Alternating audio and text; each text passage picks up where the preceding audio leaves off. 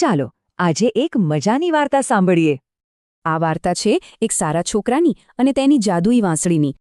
એક ગામમાં એક સારો છોકરો રહેતો હતો. એનું નામ હતું હીરો. હીરો ખૂબ દયાળુ હતો અને બધાને મદદ કરતો.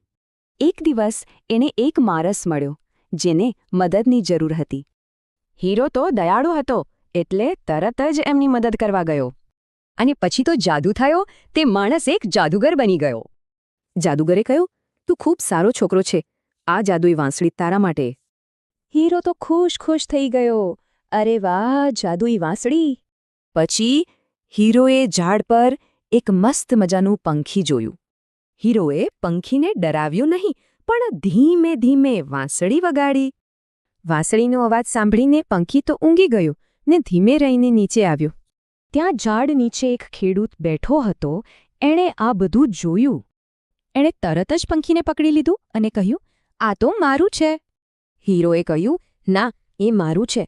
પણ ખેડૂત માન્યો જ નહીં. પછી બંને જણા ગામના વડીલ પાસે ગયા, સાચું શું છે એ જાણવા. ખેડૂતે વડીલને ખોટું કીધું કે પંખી એનું છે. હવે હીરોને એક યુક્તિ સૂજી. એણે પોતાની જાદુઈ વાંસળી વગાડવાનું શરૂ કર્યું. અને પછી જુઓ શું થયું. ખેડૂત તો નાચવા લાગ્યો. જોતા જોતામાં તો વડીલ અને ગામના બીજા લોકો પણ નાચવા લાગ્યા. બધા જ નાચતા હતા અને ખૂબ હસતા હતા. કેવી મજા! ખેડૂત તો નાચી નાચીને થાકી ગયો. એણે બૂમ પાડી, બસ, પંખી હીરોનું જ છે. હીરોએ વાંસળી બંધ કરી. ખેડૂતે પંખી પાછું આપ્યું અને પોતાની ભૂલ માની. વડીલ હસ્યા અને હીરોને કહ્યું કે તું ખૂબ હોશિયાર અને સાચો છે. તો આ વાર્તાની શીખ છે, હંમેશા સાચું બોલવું અને દયાળુ રહેવું.